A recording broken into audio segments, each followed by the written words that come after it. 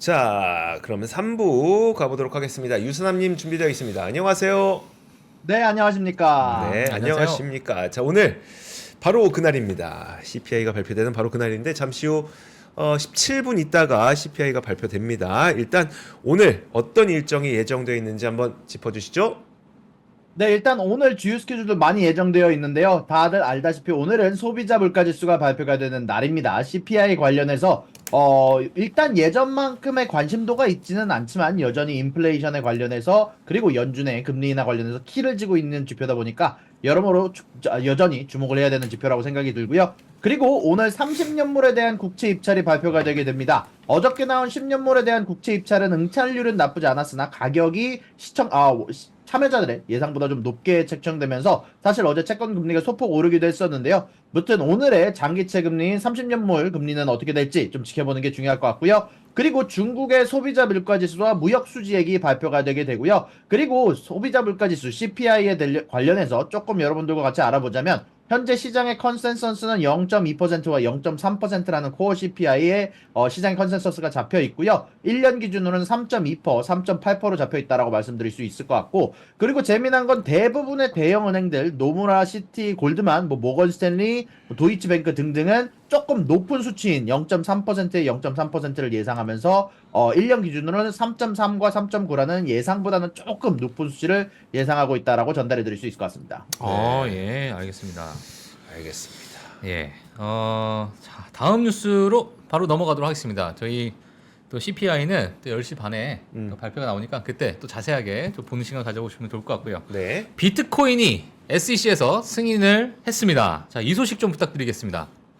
네, 사실 어제 라이브로 이걸 시청하고 있었는데 장마감 즈음에 갑작스럽게 비트코인이 현물 ETF가 승인했다는 소식이 나왔습니다. 일단 한국에서는 거래가 안 되는 걸로 알고 있지만 미국에서는 오늘부터 활발히 거래가 되고 있고요. 그리고 이런 부분들 관련해서 현물 ETF 11개가 승인이 됐다는 소식이 전달이 됐습니다. 간단하게 많은 분들이 좀 궁금해하실 것 같아서 현물 ETF를 사는 게 현물을 사는 것과 뭐가 다르냐 간단하게 정리를 해드리면요. 현물 ETF를 사시게 되면 여러분들이 주식시장에서 사는 것이다 보니까 SEC의 감독하에서 어떻게 보면 이 ETF라는 체계가 돌아가거든요. 그러다 보니까 거래소 같은 경우는 예전에 마운트곡스 사태처럼 혹은 예전에 바이낸스가 문제가 됐던 것처럼 여러분들의 돈을 받아서 수수료도 받지만 또 그 돈을 다른 사람들한테 대출을 해주면서도 돈을 벌거든요. 그러다가 어떤 사람이 갚지 못해서 한번 여러 가지 거래소가 무너질 뻔하고 그런 적이 있었는데 ETF는 그런 조정을 안 해도 됩니다. 그러다 보니까 거래소보다는 조금 더 안정적으로 실질적으로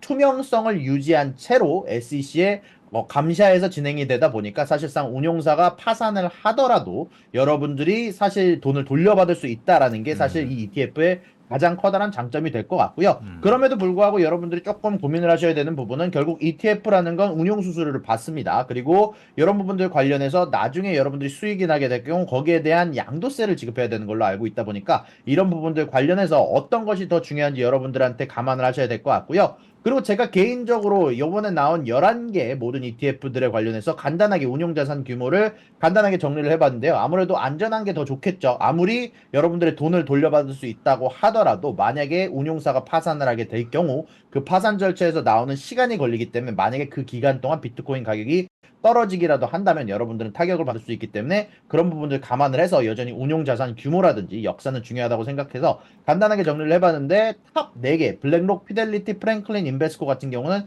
사실 1900년도부터 지속적으로 운영해온 기업이다 보니까 사실상 운영 규모도 굉장히 크고 직원들도 굉장히 많은 회사들이라고 전달해 드릴 수 있을 것 같고요. 나머지들은 2000년도 중반 이후에 나온 기업들이다 보니까 전체적으로 아직까지는 신생기업, 나머지 탑 4개에 비해서는 조금 더 신생기업이다라고 전달해 드릴 수 있을 것 같고, 그리고 많은 분들이 가장 궁금해 하시는 건 수수료일 것 같습니다. 결국 돈이 더 많이 들어가느냐.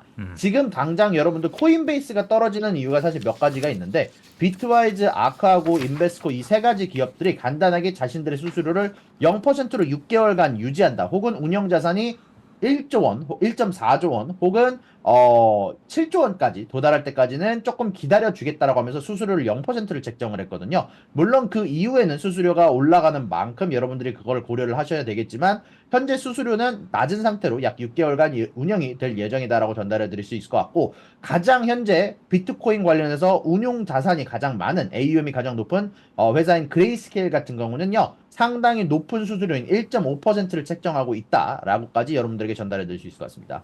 아유, 고맙습니다. 그러면 저기에서 우리는 어떤 걸 선택해야 되는 거예요? 운용 자산 규모랑 그 수수료 사이에서.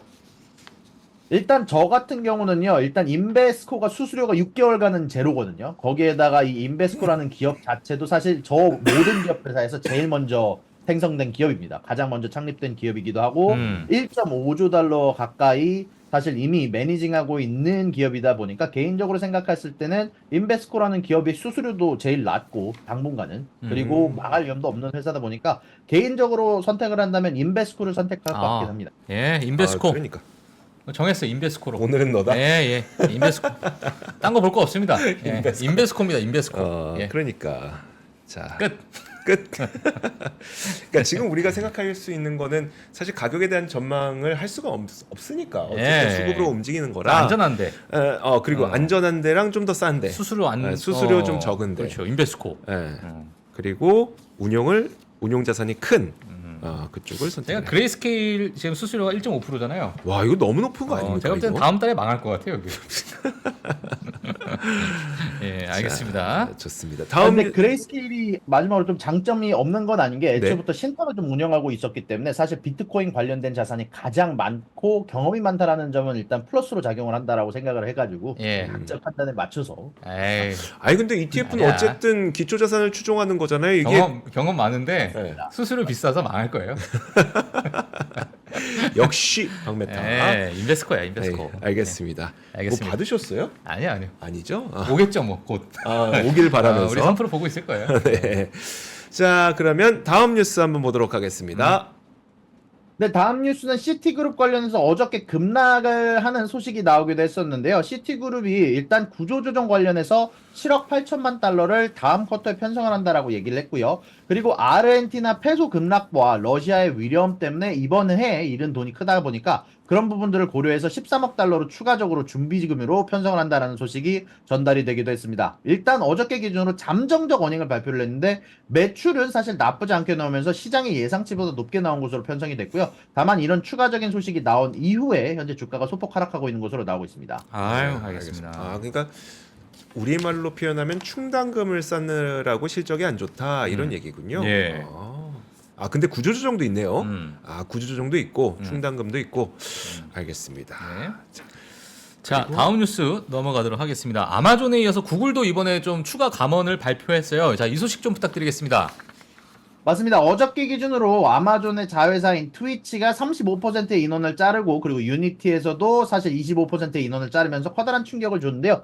구글 쪽에서도 수백 명의 직원을 해고하고 있다. 지난 수요일 어제 기준으로 수백 명의 팀원들을 어시스턴트 팀과 하드웨어 AR 팀에서 해고를 했다는 소식이 전달이 되기도 했습니다. 실질적으로 구글 같은 경우는요, 피트니스 추적 회사인 핏빗을 21억 달러에 인수를 했지만 애플워치와 경쟁하는 제품인 픽셀워치의 새 버전을 계속 출시를 했지만 지속적으로 사실 성공을 거두지는 못했다 보니까 전체적으로 이런 쪽 부서에 대한 감원이 지속적으로 이어지고 있다는 소식이 전달이 됐습니다. 그러니까 이제 부서별로 이제 감원이 되는 거고, 그 지속적으로 이제 그 뭐 어찌 보면 좀 필요 없는 부서들이 뭐 구조조정 당하는 건가요?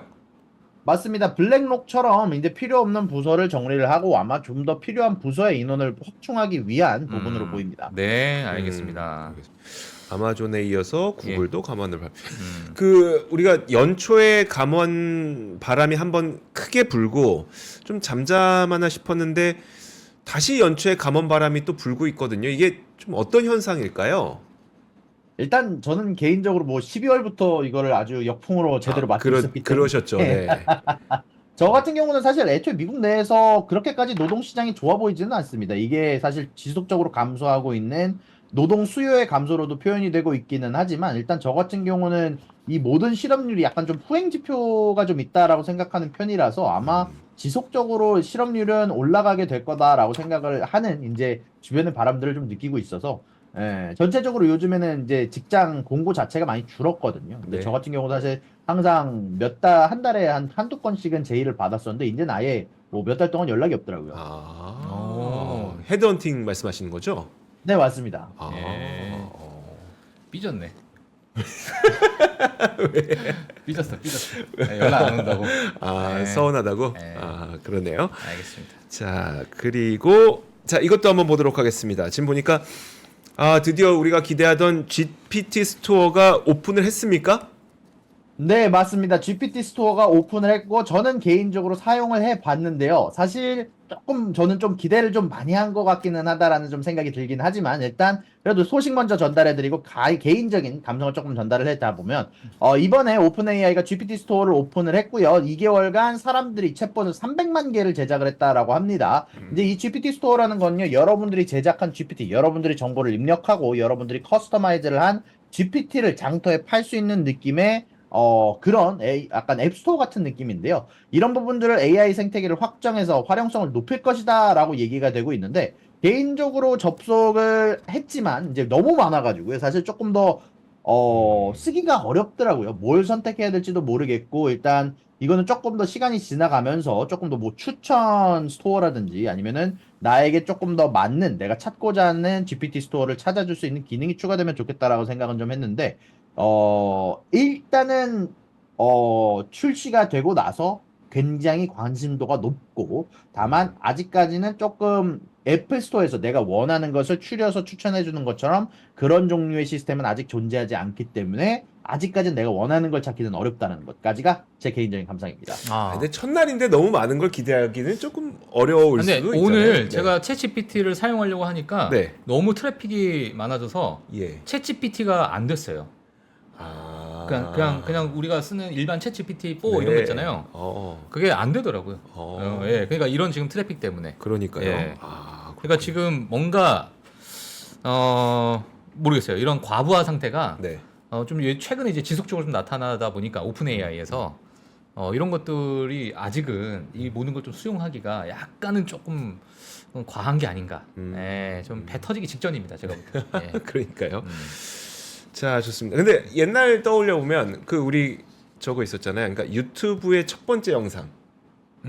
유튜브의 첫 번째 영상이 이름이 여러분 이름 아시면 좀 해주세요. 그 창업자 가운데 한 분이 12초짜리 영상을 첫 번째 올린 거였으니까. 그러니까 사실 원래 처음 시작하면 약간 그 모양새를 아주 아름답게 가져가진 않죠, 초반에는. 근데 좀 시간 지나면 말씀하셨던 것처럼 진짜 카테고리화되고 그 가운데 어떤 게 좀 인기 많은 것들이 상단에 올라서고 이러면서 실제로 우리가 쓸 수 있을 만한 그런 GTP스들이 아마 나오게 되겠죠. 네.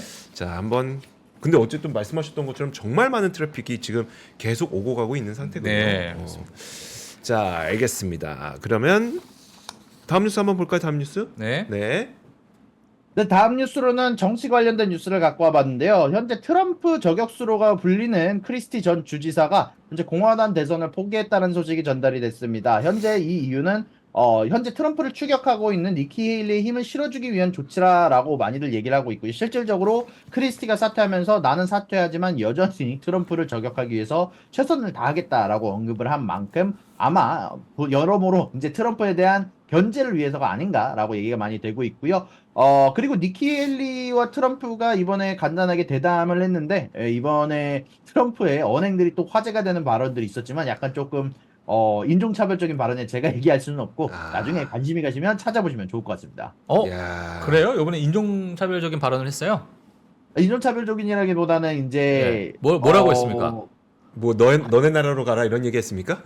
잠깐만. 고백투 그런 홈. 건 아니고 이제 미국인이 아니라 뭐 약간 인도인인데 너가 미국의 대통령을 할 수 있겠냐 이런 식으로 이제 얘기를 해서 했다라고 하더라고요. 예. 그러니까 이게 진짜 트럼프가 정말 PC에 대한 혐오감을 염증을 터트렸습니다, 진짜. 아니 대통령 후보자 내지는 대통령이 이런 얘기를 하니까 그 마음을 갖고 있었던 일반인들조차 그런 얘기를 하게 되잖아요, 이제. 그렇죠. 그러네. 와, 이 참 와, 신기하네. 당신이 인도 사람이라고. 와. 아니 뭐 할 말이 없어요. 할 말이 없습니다. 요즘에 예. 그 대선 국면, 그러니까 경선 국면이잖아요. 니키 헤일리랑 트럼프 사이에 그 지지율 정도는 요즘 어떤 분위기예요? 일단은 아직까지는 트럼프가 조금 더 강한 분위기가 여전히 조성이 되고 있고요. 다만 니키 헤일리가 강력한 대적자로 최근 들어서 트럼프가 결국 이 재판 부분들이 트럼프의 지지율을 조금 흔들고 있어서 아마 이런 부분들 관련해서 최근 들어서는 이제 바이든에 대해서 역전당한 곳이 조금 나오고 있다라고 얘기가 나오고 있거든요. 예. 여전히 트럼프가 전체적인 지지율로는 대세로 얘기가 되고 있지만 결국 중요한 거는 그들이 노리는 지역에서 우승하는 게 중요한데 그런 부분들이 여전히 지금 역전이 되고 있다는 소식이 좀 나옴에 따라서 니키 헤일리가 차라리 바이든을 상대로는 조금 더 낫다라는 얘기들이 좀 많이 나오고 있습니다. 지금 사실 저 피트님께서 이런 말씀을 좀 해주셨네요. 그것보다 더 문제되는 발언이 있는데 네. 두 번째 임기하기 전에 2024년에 경기 침체가 없으면 좋겠다. 미국에 미국에 경기 침체가 없으면 좋겠대. 아 진짜 저 말을 했어요? 진짜 했나요? 진짜로? 내가 못 봐가지고. 근데 뭐 진짜 하셨으니까 또 저렇게 얘기했겠죠. 그렇죠. 예. 어, 하셨겠죠. 저는 그 니키 헤일리에 대해서 조금 더 궁금증을 약간 해소했으면 어떨까 싶은데 유선아님 그럼 니키 헤일리를 공화당 측에서 그나마 되게 강력한 대선 주자라고 생각하는 거는 이분은 여성이기도 하고 뭔가 이제 인도의 핏줄을 갖고 있어서 뭔가 이렇게 그 약간 민주당 성향의 어떤 스윙보트 지역도 잡을 수 있을 것 같고 이런 이미지가 좀 강한 거 맞나요?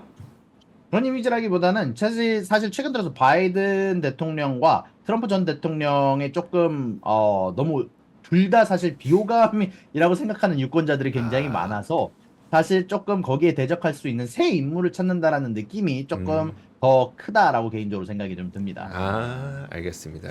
사람이 없어. 인물이 없네. 없어. 이름이 없어. 인물이. 예. 우리 입에서 그런 말을 나오기가 참 그렇긴 틀렸어. 미국 진짜 앞날이 걱정된다. 앞날이 걱정돼요 미국이. 인물이 없네. 진짜 걱정되시는군요. 예. 진심이 느껴집니다. 참. 자, 그러면 기업별 소식이 좀 준비가 되어 있습니다. 어떤 내용이 있을까요? 네, 마지막으로 알버말, 리프트, 파라마운트, 플러그 파워, 워너브라더스에서 투자 의견 하향 조정 소식이 나왔습니다. 오늘 투자 의견 상향 조정은 나오지 않고 있다는 점이 조금 마음에 걸리긴 한데요. 최근 들어서 투자 의견 하향 소식이 상향보다 조금 더 많다는 느낌이 좀 많이 들기는 합니다. 알겠습니다. 알버말? 최근에 전부 다 투자 의견 하향하다 보니까 얘는 왜 이러나. 그러게요. 예. 알겠습니다. 앨범말 이해가 돼요. 왜 리튬 가격이 너무 뭐 하락하고 거의, 있으니까. 예, 바닥을 찍었으니까. 리프트는 좀 특이하네요. 투자 의견을 하향하면서 목표 주가는 올렸네요. 근데 지금 나와 있는 기업들이 사실 최근에 그러니까 그 방향성이 별로 그렇게 좋지 않은 기업들이니까 네. 어찌 보면 약간의 후행으로 나오는 애널리스트 의견인 것 같아요. 제가 네, 보기에는. 알겠습니다. 예. 자, 지금- 조금 전에 그 CPI 지표 나왔으니까 제가 간략하게 헤드라인 넘버만 좀 네. 읊어드리도록 하겠습니다. 자, 전월 대비 그쵸. 전월 대비 CPI는 0.3% 상승으로 나왔습니다. 이거는 기존 그 컨센서스가 0.2% 정도였으니까 다소 높다고 보시면 되죠. 자, 그리고 전년 동기 대비 CPI는 헤드라인은 3.4%가 나왔습니다. 이것도 3.2나 3.3을 시장에선 예상했기 때문에 이것도 다소 높게 나왔다고 보시면 될 것 같고요. 코어, 근원 CPI 말씀드릴게요. 근원 CPI 전년 동월 대비는 0.3%로 나왔으니까 이거는 그냥 시장 예상치랑 좀 비슷하게 나왔다라고 생각하시면 될 것 같고, 근원 CPI 전년 동기 대비로는 3.9%가 나왔으니까 지난달에 4% 나왔었거든요. 이것보단 내려가긴 했는데 시장에서 예상하는 것보단 약간 높게 나온, 그냥 뭐 약간 혼조세 정도, 이 정도라고 보시면 될 것 같습니다. 지금 신규 실업수당 청구 건수도 20만 건, 네. 20만 건이니까 약간 낮게 나왔네요. 약간 낮게 나온 정도, 이 정도로 한번 보실 수가 있을 것 같습니다. 예. 자, 물론 그 유선남님 아마 내일 되면 이 좀 자세한 내용들 좀 해주실 것 같은데 딱 숫자만 보면 좀 어떤 느낌이세요? 네, 망한 것 같습니다. 근데 다행인 거는 예전만큼 사실 CPI 지수가 예전만큼 또 시장에 화두가 되지는 그렇죠. 않고 있는 가운데라서 네. 사실 그렇게까지 뭐 패닉할 만한 정도는 아니다라고 생각하는데, 만약에 예전에 관심도가 높을 때 이런 수치가 나왔으면 시장에서는 굉장히 좋지 않게 봤을 거라는 생각은 좀 듭니다. 근데 망했다라는 표현 자체가 유사님께서 그 예측하셨던 거와는 큰 차이가 있어서 그런 건가요?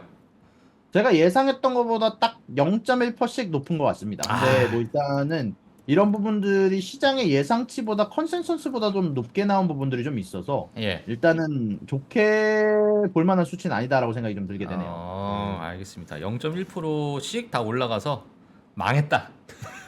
자, 그러면 우리 출연자 보호해드려야 됩니다. 우리 유선님 얼마나 에이. 많은 도움을 주고 계시는데. 회사님은 뭐 이미 벌써 가족이지, 패밀리.